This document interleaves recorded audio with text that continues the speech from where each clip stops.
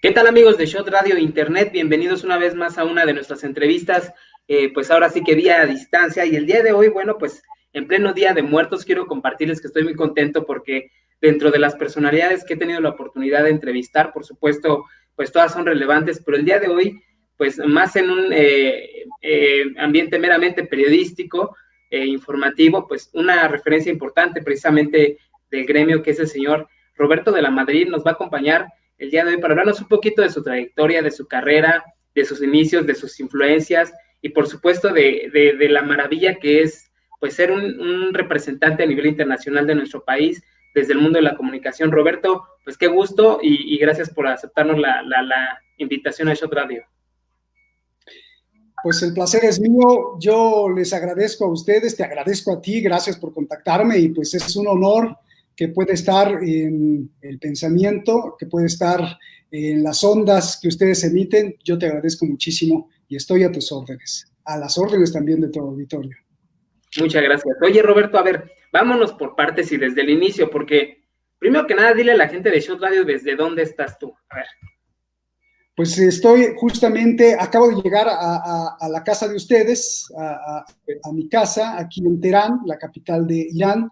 Vengo de hacer el programa Detrás de la Razón, que se transmite en vivo por todas las redes satelitales y por YouTube también y por Facebook. Estoy viviendo en Irán, llevo 8 años y estamos justamente aquí en Teherán, la capital iraní, en donde se han vivido muchísimas cosas. Estoy en Oriente Medio y es sin duda el epicentro o uno de los epicentros de la seguridad mundial, porque por aquí corre un tercio del petróleo que se transporta en el mundo, en el Golfo Pérsico, y bueno, pues la confrontación entre Estados Unidos e Irán, que más adelante pues me preguntarás de eso. Estoy en Irán. Por supuesto que sí, y tomando en cuenta esa información que nos regalas, Roberto, pues eso te hace también una figura del medio periodístico con alta credibilidad, es decir, estamos acostumbrados digo, no demerito las figuras del periodismo en México, pero bueno, sabemos quiénes son y que pues nos dan las noticias todos los días, pero que un mexicano esté representando al país y haciéndolo de manera oportuna, siempre con noticias y todo ello, pues es digno de admirarse. El día de hoy, Roberto, bueno, pues a ver, ahora sí que vámonos desde el inicio, porque tú prácticamente naces en un nicho de reflectores, en un nicho en donde pues ya los estudios, ya la televisión, ya todo esto, pues ya lo veías desde chavito. Sí, bueno, pues le tengo que agradecer mucho a mis padres, que me hayan dado la oportunidad de la vida. Creo que ese es el agradecimiento universal de todos los hijos. Estoy muy agradecido y estoy muy agradecido por haber también nacido en esa cuna que mi padre fue una persona que fue muy pobre cuando tenía 5 años de edad, fue un limosnero, y alguien lo regañó cuando tenía 5 años de edad y le dijo, nunca pidas dinero porque eso es la peor injusticia para ti mismo, ponte a trabajar. Y bueno, desde los 5 años de edad entonces empezó a trabajar mi padre y veía la XW como su sueño. Y bueno, pues a los 15 o 16 años entró al periódico y a los 17 años era jefe de dibujo del periódico Novedades. Y bueno, esto te lo cuento porque eso sin duda pues me dejó huella en mi espíritu, en mi alma. A pesar de tener muchas cosas que me abrieron los ojos al mundo, mi padre siempre trató de ponernos en la tierra y de ser muy humildes. Siempre estuve en escuelas de gobierno gracias a mi padre y entendí mucho de las problemáticas sociales que vivimos los seres humanos, tanto en México como en parte del mundo, en América Latina. Y eso me llevó a que cuando acabo mi carrera, mi licenciatura en filosofía en la universidad, en la UNAM, de hecho mi tesis en la UNAM fue criticar a los filósofos, porque los filósofos pues se sienten muchísimo, se sienten sabios, grandes pensadores, ahí en la UNAM, muchos, no todos. Y mi tesis era una crítica que ellos deberían de estar pues, en la Secretaría de Educación Pública, incluso siendo presidentes de México o alcaldes, porque bueno, tienen mucha preparación y preparan muy bien en la UNAM porque nos hablan de todo, de matemáticas, de física, de lógica, matemática, Pero bueno, muchos de los filósofos tampoco son contratados si no hay un mercado, entonces pues, se dedican solo a dar clases. Y yo en esta disyuntiva dije, ¿qué hago? Doy clases, quería hacer una maestría en Francia, en Canadá, un doctorado, y se muere mi padre, bueno, le viene una enfermedad de 3 años con una hemorragia cerebral, y cuando él fallece, sentí que ya era un poco tarde para seguir estudiando y dije, no, tengo que empezar a trabajar. Y tuve la oportunidad de entrar a Televisa, en donde yo preferí, en lugar de hacer libros de investigación filosófica, dije, bueno, voy a apostar por la cuestión televisiva y quizá a través de la televisión, con ideas muy digeridas, se pueda extender este pensamiento reflexivo filosófico. Y bueno, traté, es muy difícil porque, bueno, finalmente en Televisa te tienes que ajustar a las cosas que ellos dicen. Sin embargo, acabé haciendo espectáculos, acabé en un programa que se llamaba Trapitos al Sol, que me encantó porque yo hacía espectáculos, pero desde la parte seria, desde la parte noticiosa, tratando de sacar... ¿no? Sí, Carmen Armendáriz era la productora y estaba Maxine Gutzai, Juan José Origel, y me encargué del caso más famoso de la televisión, el caso de Gloria Trevi. Y bueno, hice varias investigaciones, fui a Brasil, pero nunca desaproveché la oportunidad para poner esa semilla de reflexión, esa semilla basada en la epistemología, que yo no se la tenía que explicar al público, pero que era mi intención. No, obviamente no puedo hacer un discurso filosófico como tal o académico, pero esa era mi intención. Entonces, bueno, pues así empieza mi carrera de la parte filosófica, de la parte de la academia, a apostarle hacia la televisión. ¿Por qué? Pues porque fui influenciado o influido, las dos terminaciones también, por mis padres, porque mis padres, pues bueno, mi padre se convirtió en un director famoso en Televisa, de un programa muy famoso que incluso alcanzó el récord Guinness y que mucha gente conoció, que se llamó El Club del Hogar, sobre todo, bueno, gente de nuestra generación, ya casi apenas ya no lo veíamos, pero nuestros padres o los padres de mis amigos, pues bueno, pues conocían a mis padres y hacían un programa muy divertido, muy blanco, muy sano, y tenían entretenido a toda la gente de México en ese Club del Hogar donde apareció Madaleno, Daniel Pérez Alcaraz y luego al último Paco Stanley.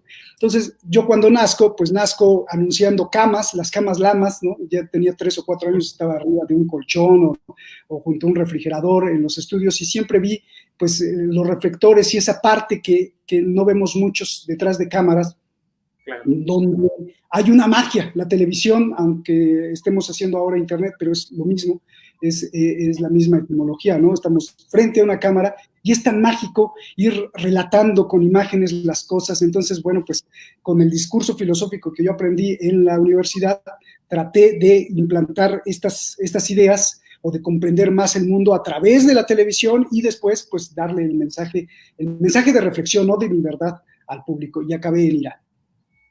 Traté de resumir todo.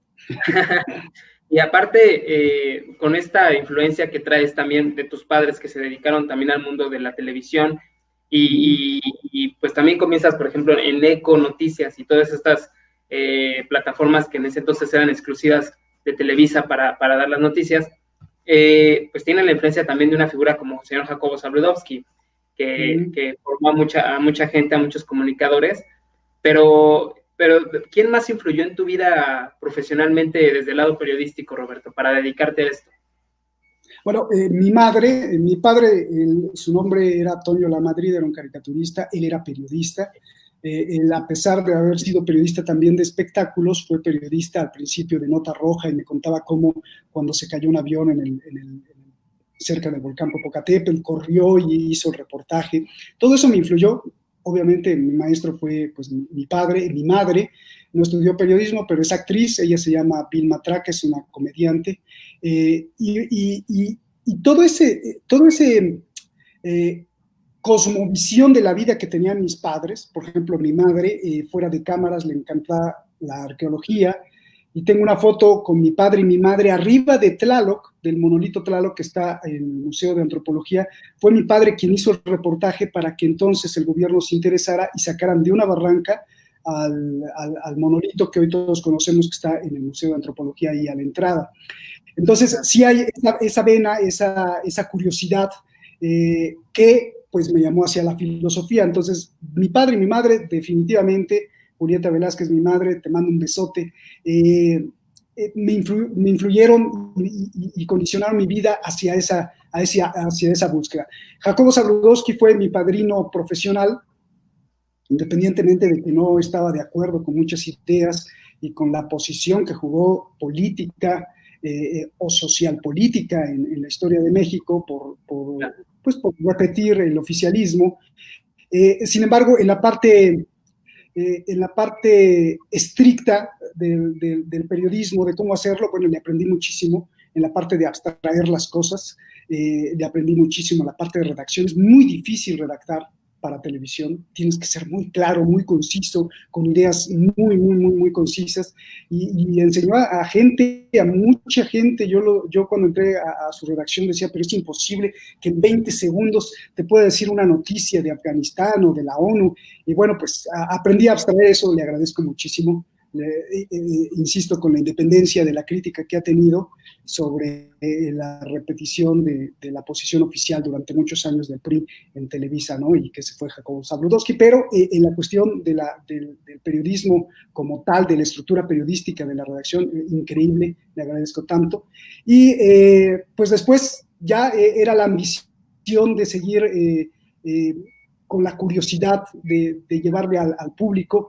No la noticia, insisto, cuando estaba en espectáculos, lo que quería llevar era que, por ejemplo, si habían agarrado a Niurka Marcos con no sé quién, porque el divorcio, recuerdo, creo que era Juan Osorio o algo así, yo lo que trataba era de, en base a esa noticia, exponerle a la gente, oiga, si usted es una madre sufrida, si usted es una esposa golpeada, mire, hay una fiscalía, hay un ministerio público especializado para violencia intrafamiliar, siempre tratando de llevar esa otra parte de la noticia, que no es gran noticia, sino es un constructo que puede ayudar a la sociedad a tener un país mejor, una sociedad mejor. Claro, objetivizar pues lo que nosotros podríamos considerar, digo, no me quiero ver mala onda, pero como chisme, pues tú lo haces un poquito más objetivo, ¿no? Un poquito más pues coherente en torno a la información que dabas, complementando ya todas estas todo esto que mencionas, ¿no? Si había violencia de parte de los famosos, bueno, pues tú ya retomabas esa parte y aconsejabas de alguna manera al público.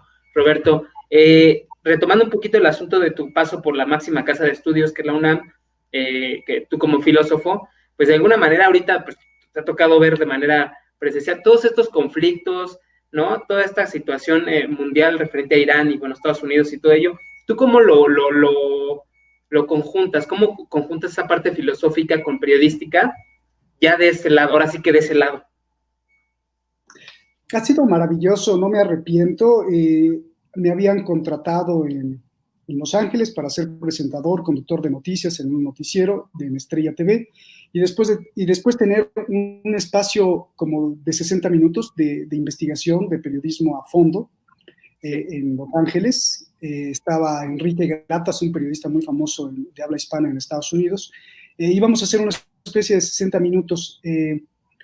Dejé eso, abandoné eso por ciertas cuestiones personales que no me gustaron, que en su momento se lo expuse a la cadena, a Estrella TV, por venirme a Irán con un sueldo 3 veces menor y con una apuesta de profesional que no sabía qué iba a pasar. Por lo menos en Los Ángeles, pues lo tenías muy seguro y muy claro. Iba a viajar por toda América Latina haciendo reportajes de investigación. Acá no sabía qué iba a pasar, solo sabía que estaban abriendo una cadena. Me presentaron la propuesta, se dio la propuesta. Le agradezco a una amiga que me introdujo. Y esto de agradecer es que es parte también de mi vida y que me di cuenta también aquí en Irán. Ahora te lo cuento. Hay que estar agradecido todo el tiempo por estar en este espacio, por tener un pollo que comer, por muchas cosas. Porque cuando vengo a Irán, pues mucha gente quiere, por ejemplo, migrar a Estados Unidos y me dice, oye, estás loco, ¿por qué dejaste Los Ángeles, no? Y yo vivía cerca de Beverly Hills y apenas si vivía una temporada muy cortita porque, bueno, abandoné el trabajo en Estrella TV, me vine a Irán. Y te digo, no me arrepiento ni profesionalmente y sobre todo espiritualmente, porque vivir en Oriente Medio te da otra visión. Llegué como un como un planeta, como aterrizar en Saturno, porque pues todo es diferente. O sea, hasta la escritura se escribe de derecha a izquierda, no entiendes absolutamente nada. Cuando sales a la calle dices, ¿eso qué es? Una panadería, un sitio de taxis, porque está escrito con el alfabeto árabe, pero que no tiene nada que ver con el árabe, es farsi, es persa. No entiendes absolutamente nada, te hablan en farsi, Hashtag Aboshi, Gurbunet, que son palabras así muy, muy comunes, pues no entiendes nada, ¿no? Y es como estar viviendo en otro planeta, porque no te puedes comunicar, no te puedes expresar. Afortunadamente, la gente, los jóvenes, muchos saben hablar inglés y bueno, pues eso me ha servido. ¿Y qué pasa? Pasa que a nivel espiritual, pues esta soledad, porque vives prácticamente solo, lejos de tu casa, lejos de tu ambiente, lejos de tus amigos, lejos de tu familia, lejos de tus tradiciones, lejos del sistema al que estás acostumbrado a vivir y a convivir, porque aquí, por ejemplo, no puedes salir de shorts al gimnasio, algo tan simple que te empieza a impactar psicológicamente. ¿Por qué? Porque es un país islámico y para ellos es mal visto que, por ejemplo, las mujeres enseñen su cabello, entonces tienen que estar tapadas, los hombres no pueden salir en shorts, y no hay alcohol, por ejemplo. Digo, no soy alcohólico, pero finalmente ya en ese mundo de prohibiciones, desde la perspectiva occidental que tenemos, pues te empieza a impactar psicológicamente. Y comprendo muchas cosas, para no hacerte el cuento largo, comprendo muchas cosas de que estando en Oriente Medio, que es fascinante, que es una magia increíble, que es un país surrealista, por muchos motivos que te explicaré después si hay tiempo, aprendo que el ser humano es un fenómeno igual en todos los aspectos, en todos los países. Los seres humanos somos muy conflictivos, el egoísmo es tremendo en todos los niveles, y esto hace justamente lo que me preguntaste, esto hace que haya guerras, que el egoísmo por no compartir, por ejemplo, en las grandes corporaciones petroleras que están interesadas en Oriente Medio, ha hecho que pues Oriente Medio esté bajo la lupa de los misiles. O sea, siempre, en todos estos 8 años, siempre he vivido bajo la amenaza de que cualquier día Donald Trump o antes Obama se podrían despertar y bombardear Irán, o que Irán hiciera alguna cuestión en el Golfo Pérsico que pudiera ser malentendida y entonces le bombardearan y le contestaran. Bueno, esto pasó en enero justamente de este año, cuando Donald Trump mandó a matar al general Soleimani, general persa, en Irak. Y bueno, pues estuvimos en una crisis a punto de ir a una guerra internacional, en una guerra de alto calibre.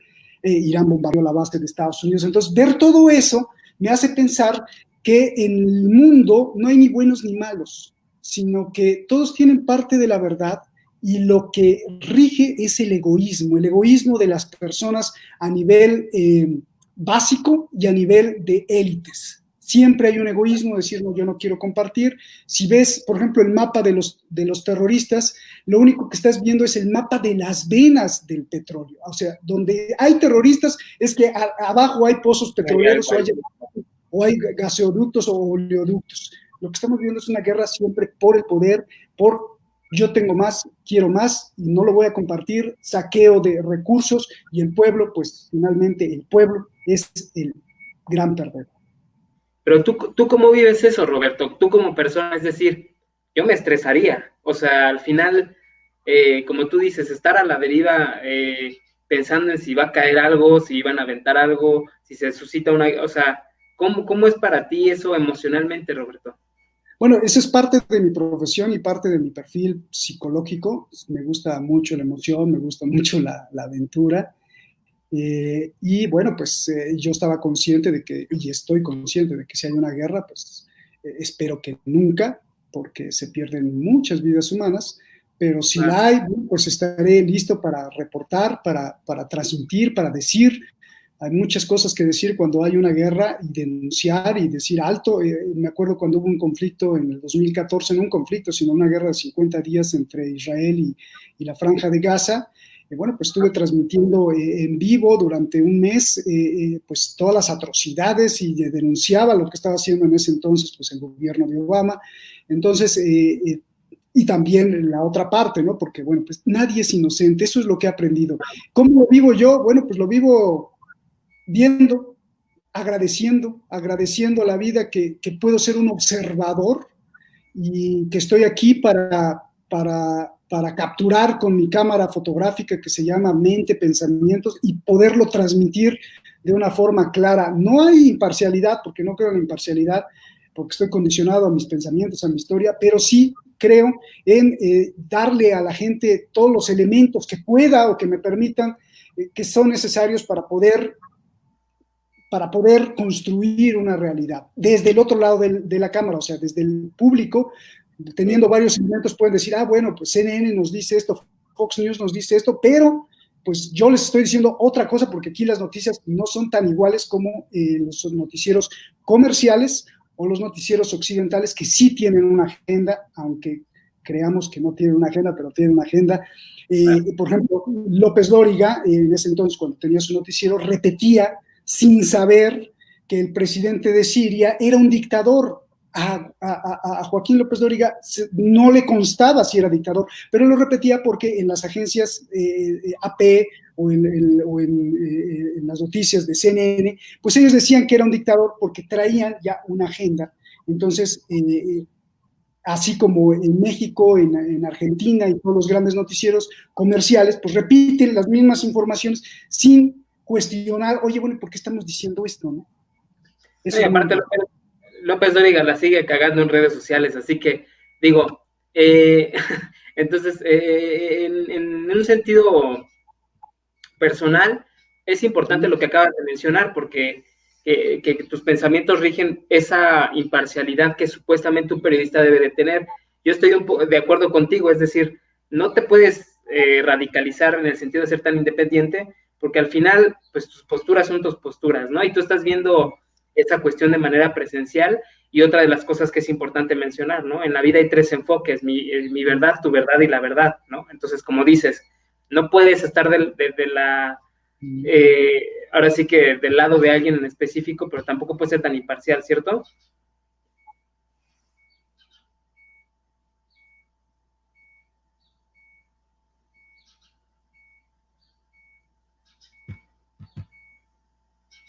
Por ahí Roberto. Ay, creo que se nos congeló. ¿Estás por ahí, Roberto?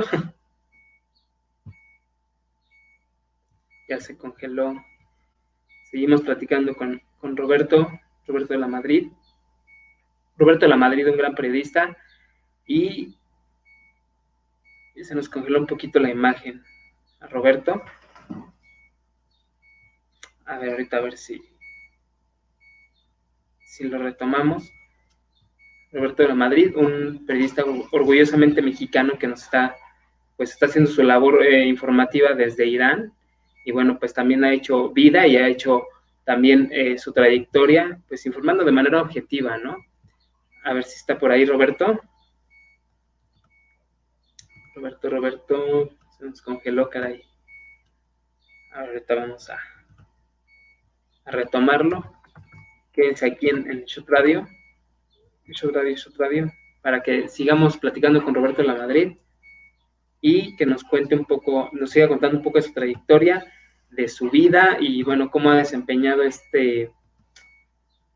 esta labor como periodista desde Irán, porque al final, de una manera objetiva, como lo estamos platicando hace un momento, y que no vaya, a ver, le están mandando así para que, un momentito, para que se conecte de nuevo Roberto. A ver, ahí está. Ahí está. Es la habilidad también del Oriente Medio. Bueno, las redes aquí son muy interferidas tanto por guerra cibernética como también por la censura del gobierno. Como decía, este es un país islámico, entonces las redes sociales como YouTube, por ejemplo, están censuradas, eso le baja la calidad y la estabilidad al Internet. ¿Por qué? Porque claro, tienen sus propias reglas. También aprendí argumentando lo que tú me estás diciendo, también aprendí a respetar mucho, ¿no? Hay tradiciones que para nosotros no son pues viables, pero para otras personas pues existen y esos pues son muy respetables, son sus pensamientos. Sigo a tus órdenes con todas las preguntas que quieras. Pues continuamos aquí, mira, dice Alex, buenísimo programa, Patricia Machorro, felicidades al programa y al gran periodista Roberto de la Madrid. La gran Pati, ¿no? La conozco mucho en Televisa, una gran compañía. ¿A Pati Machorro la conoces? Claro, por supuesto, una gran escritora y una persona con mucha alegría. Pati, un beso. Pues ahí te la voy a saludar el miércoles, porque vamos a desayunar el miércoles, y ahí te la saludo a Pati. Roberto, el asunto de justamente vivir esta vida periodística, porque al final se convierte en un estilo de vida lejos de ser un oficio, el periodismo, ¿no? ¿Qué te dice a ti? Pues has recibido premios muy, muy importantes, entre ellos considerado pues uno de los mejores periodistas del continente. Evidentemente, digo, tú se ve que eres súper sencillo, ¿no? Pero, ¿qué te dice a ti como mexicano y qué te dice como persona y qué te dice como profesionista? Esto fue en el 2011 en el Colpin, en la congregación, en el Congreso de Periodismo de Investigación, además porque había ganado el Premio Nacional de Comunicación José Pajés Yergo, que es difícil ganar ese, por una denuncia que hice de la migración. Los migrantes eran atacados y asesinados y eran carne de cañón y además comercio entre los Zetas en ese tiempo, oficiales del gobierno de Calderón, en ese entonces, migración, la Policía Federal y el Ejército Mexicano. Entonces hice un recorrido durante varias semanas desde Centroamérica hasta la Ciudad de México, me subí a la bestia y bueno, denuncié todo esto y esto me valió que después se replicara en ese entonces, en el 2011 le tocó en Ecuador, con varios periodistas, incluso fue el representante de Julian Assange, y me sentí muy feliz. Pero a tu pregunta, pues no, nada, no, de verdad que no siento nada, es creo que mi obligación, o sea, yo escogí este oficio y pues tengo que darle, ¿no? Tengo que estar con la cámara que te decía que es mi mente, con la cámara también ahora que tenemos instrumentos como el celular, pues si sucede algo rápido, lo subes a la red, lo explicas, que hay que explicar muchas cosas, porque a veces nos suben este es un peligro, ¿no? Las redes sociales, a veces subes una imagen, pero si se descontextualiza o no la contextualizas, pues entonces se puede entender de otra forma, ¿no? Claro. Estoy listo siempre para ser periodista, para reflexionar, para ser filósofo. Me ha servido muchísimo esto, estar aquí en Oriente Medio, porque he visto muchas cosas. Tengo ahí una página de Instagram donde no hablo de noticias, sino de lo que veo personalmente. Entonces a veces, por ejemplo, voy de viaje aquí dentro de Irán o en la zona y pongo algunas imágenes de, oye, esto se come aquí, esto se come allá, aquí hay unas piedras de la era, cuando empezó la era cenozoica y que parece de Saturno, ¿no? Todo eso me da la cosmovisión no solo de gozar la vida, sino también de compartirla. Y eso, pues, estoy muy agradecido. Y esa es la forma en la cual vivo esta amenaza que para mucha gente podría ser de nervios, ¿no? Vivir una amenaza de ataque, de guerra. Pues no, yo no tengo nervios de eso, sino al revés, me siento comprometido con el público, tan agradecido con el público que tenemos en Detrás de la Razón, que Dios mío, de verdad es hermoso, y no importa si critican o no, al revés, ¿no? Hay gente que, por ejemplo, dice, oye, qué mal hiciste esto. Yo les agradezco tanto también porque, pues, eso es lo que nos hace, ¿no? Me encanta, es una dialéctica. Claro, se convierte en un feedback, ¿no? Para aprender y mejorar. Oye, Roberto, háblanos entonces de Detrás de la Razón, porque tú al final, pues, lo produces y lo conduces. Háblanos un poquito de este proyecto. Pues bueno, cuando yo llegué a Hispan TV, a Irán, Hispan TV se creó como CNN en español para hacerle justamente contrapeso a las noticias de Occidente. O sea, en CNN, tanto en inglés como en español, pues hablan más hacia las políticas de Washington. Y entonces queda Irán mal parado. Entonces Irán se le ocurrió lanzar una cadena en inglés que se llama Press TV y una cadena en español que se llama Hispan TV. Llego y empecé como titular de los noticieros, pero dije, bueno, más allá de las noticias, a mí me encanta ir al fondo de una noticia, que esto es quizá más importante a veces. Y creé, me senté con el director general a presentarle este proyecto Detrás de la Razón, que incluso el nombre tiene un doble sentido, Detrás de la Razón como following, como siguiendo la razón, o detrás de la razón, atrás de las razones que nos dicen por lo cual dispararon, por lo cual conquistaron, por lo cual tomaron cierta determinación de los precios del petróleo. Nosotros, atrás de la razón, vemos que hay otras causas que a veces, que no nos explican los noticieros tradicionales. Oye, subió el petróleo, eso es lo que te dice el noticiero, pero ¿por qué subió el petróleo? ¿Y qué tiene que ver con una reunión en Viena? Y bueno, pues aquí estamos nosotros para eso. Entonces me pareció fascinante que en un programa de media hora, porque también respetando la dinámica de la televisión, que no se extienda mucho, sea muy aburrido, darles todos los elementos necesarios para que tú digas, oye, subió el petróleo, y cómo además de saber por qué subió y todas las causas y los hilos escondidos que tienen que ver con Francia, la Total francesa o la ExxonMobil de Estados Unidos, además cómo me afecta a mí como mexicano simple que haya subido el petróleo en Medio Oriente, ¿no? Bueno, pues también te puede afectar por esto y por el otro, y no se habla de estas cuestiones, ¿no? Igual como los movimientos de progresistas en Ecuador o en Bolivia. Entrevisté al presidente cuando era presidente Evo Morales o a Rafael Correa. Entonces, bueno, pues voy entendiendo todas esas cuestiones y esos mecanismos. No, es como en la psicología, no se puede hacer psicología individual, o sea, un buen psicólogo no puede hacer psicología de un paciente si no también hace psicología social. O sea, si no entiende el entorno psicológico que está afectando a su paciente, pues no puede hacer una psicología práctica y precisa, porque está saltándose los elementos que te hacen ser como individuo. De la misma forma, si tú quieres ver algo político de un país en específico, no puedes abordarlo simplemente desde el nivel nacional. Tienes que ver todos los mecanismos que están presionando para un cambio, para una transformación, para una política nacional, cómo obedece a los hilos que se están jalando desde otras partes del mundo. Oye, y en ese contexto, pues también, bueno, has hecho toda esta vida, toda esta carrera allá en Irán, pero nos comentabas hace ratito un poquito de esa parte que has dejado aquí en México, ¿no? Que has, la cuestión familiar, ¿no? Allá en Los Ángeles, que dejaste la cuestión de los sueldos. ¿Qué sacrificios se hacen para poder lograr bueno, si es que tú los consideras sacrificios, porque al final uno lo ven así y otros lo ven como oportunidades, ¿no? Que en tu caso yo creo que lo verías así. ¿Qué has dejado atrás? No, desde luego que hay sacrificios, que es, como lo dicen algunos espiritualistas o gente que se dedica a la espiritualidad, pues la renuncia, ¿no? A veces tienes que renunciar a cosas que te duelen, desde el círculo de confort, que bueno, pues ese no te debería de doler, pero a veces nos duele salirnos del círculo de confort, hasta cosas muy, muy puntuales, como por ejemplo la caricia o el abrazo a una madre, los abrazos entre amigos, el sentarse en una mesa. Por ejemplo, algunos periodistas de Telemundo y de Reuters nos íbamos a sentar en un café o en una cantina allá en México, ¿no?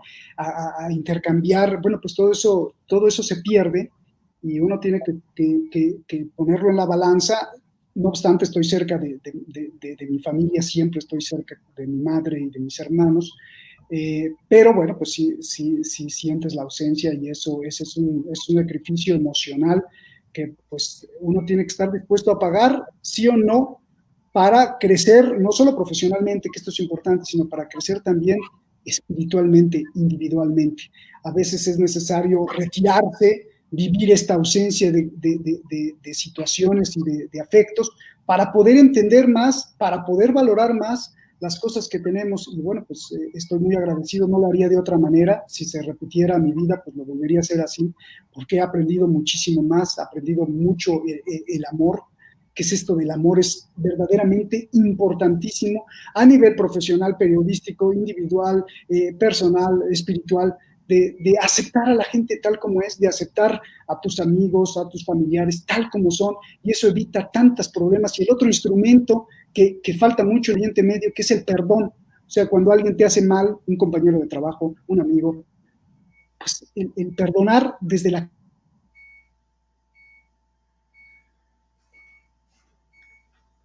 Ya se nos trabó de nuevo Roberto. Roberto, ¿andas por ahí? Ya se nos trabó de nuevo Roberto de la Madrid.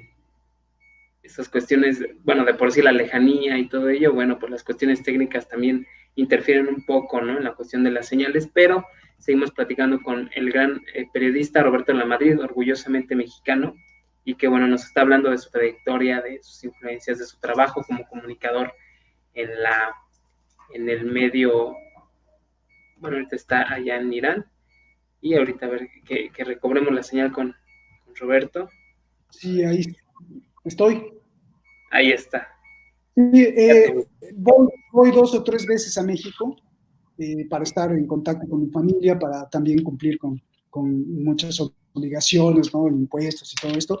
Voy 2 o 3 veces afortunadamente a México y estoy en contacto directo con mi familia, pero sí es un buen sacrificio y lo valoro mucho. Oye, y aparte digo, más o menos por cuándo, qué fechas vienes a México, igual nos apadrinas los 11 años de Shot Radio, ¿no te gustaría?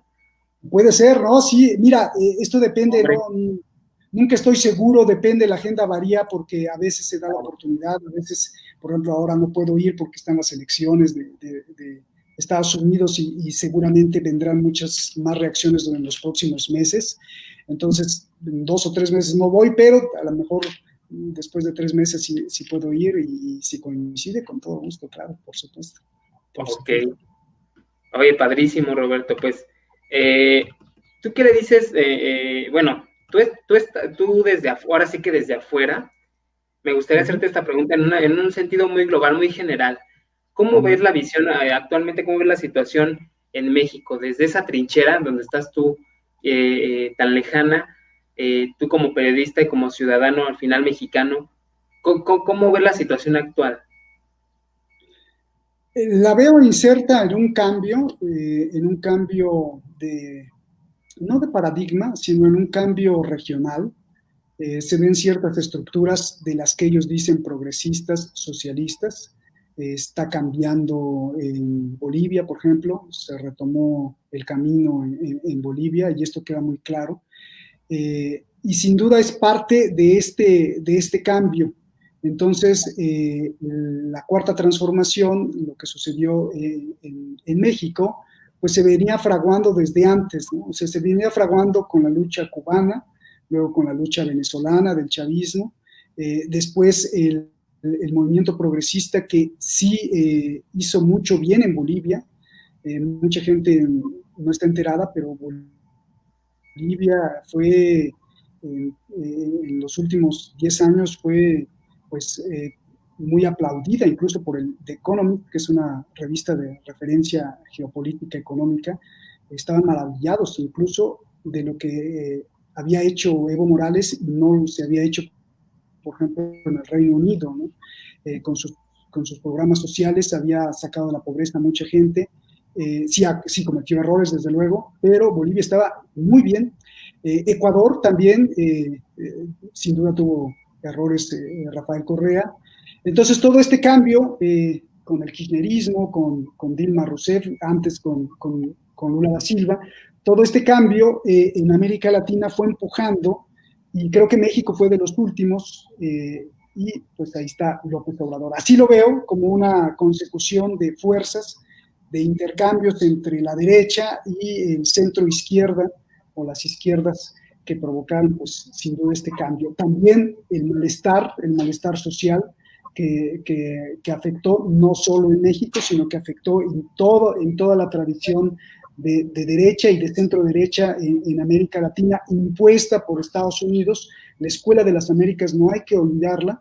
La Escuela de las Américas, puesta en el siglo pasado, después de los mediados del siglo pasado, Estados Unidos se preocupó por tener una hegemonía total en América Latina, y entonces en Centroamérica puso la Escuela de las Américas para enseñar a todos los gobiernos a cómo torturar, a cómo espiar a la población, a cómo controlar a la población, y de ahí salieron muchas dictaduras, como la que acabó con Salvador Allende, que la conocemos de Augusto Pinochet, como la dictadura de Argentina, y esa escuela era para contrarrestar la influencia soviética, y finalmente pues el modelo se agotó. Lo estamos viendo en Chile, como el modelo neoliberal que fue impuesto por la Escuela de Chicago, los Chicago Boys, que era privatizar completamente todo, y no preocuparse efectivamente por la sociedad. Bueno, la idea era preocuparse por la sociedad, eso es lo que vendían. Sin embargo, al privatizar todo, pues se generó una corrupción total bueno, ahora estamos viendo el resultado en Chile, ¿no? Y estamos viendo también el resultado en Estados Unidos. Ese neoliberalismo que se aplicó en los 70, bueno, pues ahora tiene su consecuencia cuando permitió a ciertas esferas saquear todo y crear una desigualdad social. Entonces, todo ese malestar, pues, provocó que hubiera un cambio no solo en México, sino, como te decía, quizá México de los últimos, sino en Brasil con el Partido del Trabajo, con Lula da Silva, después Dilma Rousseff, y derrocaron, si te fijas, cómo va cambiando, derrocan a Dilma Rousseff con un escándalo, que no sé si fue infiltración o no, lo de Odebrecht, para cambiar para lo que sea, para derecho, para izquierda, para ir cambiando los gobiernos, y claro. Bueno, pues entonces asume Bolsonaro, primero Michel Temer y luego Bolsonaro. Entonces, bueno, es una consecuencia del malestar y del agotamiento neoliberal que se aplicó desde Estados Unidos en toda América Latina desde 1970, y así veo el cambio en México. Muy bien, mi querido Roberto. Oye, Roberto, hay mucha gente que se quiere dedicar, que es joven y que se quiere dedicar a la comunicación, al periodismo, principalmente por la proyección que dan, por ejemplo, ahorita las redes sociales, la televisión, pero ¿tú qué les dices? Porque yo creo que a veces, digo, lo he visto personalmente, hay decisiones equivocadas, ¿no? En el sentido de que pues yo me aviento y hago un programa por YouTube y no hay como una información como tal. Entonces, ¿tú qué le dices a esa gente, a los chavos que se quieren dedicar al periodismo, a la comunicación en forma? Bueno, primero que se sienten en donde quieran sentarse, sin albur, claro. que se sienten y cierren los ojos y se autocritiquen y establezcan qué quieren. Porque muchos de los que han optado por las ciencias de la comunicación o por salir en televisión no persiguen más que la fama. Sin duda es un dulce hermoso la fama y que la gente te reconozca y que te escriba y que te diga. Entonces, si buscan eso, bueno, pues dale, ¿no? Dale, hay muchos canales de YouTube en donde pues, la gente se convierte muy famosa y ahora además que monetizan, bueno, pues entonces se convierten famosas y además tienen influencia sobre la sociedad y además les paga YouTube y bueno, ¿qué quieren? Yo creo que la pregunta más importante que no solo un estudiante o quien va a decidir por las ciencias de la comunicación, sino también por arquitectura o por ser abogado. ¿Qué es lo que quieres en la vida? ¿Quieres tener dinero? ¿Quieres ser famoso? ¿O quieres desarrollar una actividad intelectual que te permita primero comprender el fenómeno humano y después trascender? Ya sea a nivel estudiante de derecho, a nivel periodístico, si eres un carpintero, lo que sea, pero ¿qué es lo que yo quiero? Si quiero ser famoso y tener dinero, bueno, pues entonces empieza de una vez, o quiero que mi actividad me construya como individuo, me ayude a entender el contexto social y además después pueda trascender. ¿Trascender hacia dónde? Trascender más allá de mi egoísmo, hacia la difusión de ideas y sobre todo de reflexiones y planteamientos para construir una conciencia social. Si eso quiero, tengo que prepararme muchísimo y salir al aire, sea en un canal de televisión o en un canal de YouTube, salir al aire con mucha responsabilidad y con mucha ética de la preparación anterior a ese programa, y no solo a ese programa, sino la preparación emocional y profesional durante muchos años de estar estudiando y de comprender qué es exactamente lo que quiero y hacia dónde va la sociedad, ¿no? Entonces, sí, hay dos caminos, ¿no? El camino de, si quiero enriquecerme con dinero y con fama, o la introspección individual para poder comprender el mundo, comprenderme a mí mismo y poder trascender en las ideas. Eso es lo que le diría. Muy bien, mi querido Roberto. Oye, pues yo quiero agradecerte el tiempo que nos diste, la oportunidad de platicar contigo hoy en Shot Radio y que bueno, sean más oportunidades para seguir compartiendo con el público también tu visión desde diferentes perspectivas de lo que vaya pasando en el mundo y bueno, invitándote aquí siempre vas a tener un espacio, por supuesto. Y bueno, pues algo quieras agregar para la gente de Shot Radio, Roberto. Pues otra de las aprendizajes muy importantes en Oriente Medio es que la vida se va rapidísimo, rapidísimo. No vale la pena quedarse inmóvil en una pelea, en una discusión, en un estado de guerra, tanto militar entre los países como personal, de guerra con tu familia, de guerra con tus amigos o de guerra con quien sea, no vale absolutamente la pena. Nosotros tenemos el poder, tenemos la magia de transformar el mundo, porque el mundo no es más que a partir de la interpretación que nosotros hacemos del propio mundo. Entonces, si nosotros vamos a ver un mundo lleno de guerras o un mundo con dificultades, pues el mundo va a tener dificultades, pero si te levantas todos los días y dices, wow, tengo otra oportunidad para hacer más cosas, vas a hacer sin duda más cosas. El poder de la mente ha sido muy menospreciado por todos nosotros y a veces pues no creemos, hay que tener fe, mucha fe en sí mismo y las cosas salen. Y si no salen, te diviertes y ya con eso pues hay que agradecer de más. Señor. ¿Cómo estás en redes sociales, Roberto, para que la gente de Shot Radio te siga? En Twitter, de la Madrid Rock, ahí estoy, @delamadridrock. En YouTube, bueno, pues Roberto de la Madrid, pongan Roberto de la Madrid y ahí aparece. De hecho, varios canales nos han censurado mucho YouTube por decir muchas cosas que no convienen al sistema. 6 o 7 veces se han quitado los canales y volvemos a empezar y volvemos a empezar. Entonces, muchos internautas subían los programas de Detrás de la Razón y le ponían Roberto de la Madrid de Detrás de la Razón. Les agradezco mucho porque así, de alguna u otra forma, aunque nos censuren, pues aparece otro y aparece otro, entonces siempre va a estar ahí el programa. Claro. Roberto de la Madrid, y en Instagram también Roberto de la Madrid, lo busquen y ahí está. Muchas gracias, Roberto, gracias por tu tiempo, gracias por la oportunidad, reitero, de permitirme platicar contigo y que la gente de Shot Radio conozca más tu trayectoria, tu trabajo, y que sigan también, bueno, tus redes y todo lo que compartes en ellas, pues en aras de seguir informados y de involucrarnos en un sentido más global en todo lo que se presenta, porque a veces nos encerramos, ¿no?, en nuestro huevito en donde pues no sabemos de más y vale gorro. Entonces, gracias por compartir tu arte, tu talento, pues esa magia que tienes como comunicador. Y bueno, pues recuerde, la gente de Shot Radio Internet, pueden volver a ver esta entrevista en YouTube y también en IGTV en unos momentitos más para que sepan más de la trayectoria de vida del señor Roberto de la Madrid, que ojalá nos dé la oportunidad, si está aquí en México y se presenta, pues de apadrinarlo los 11 años también. Por supuesto, sí. Si me das permiso de esta entrevista, bajarla y ponerla en el canal de Detrás de la Razón. Claro. Pues claro. Yo no te reporto, adelante.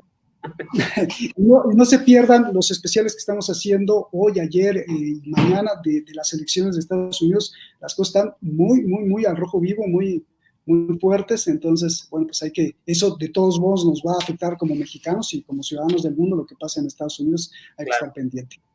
Te agradezco muchísimo, te mando un abrazo gigante.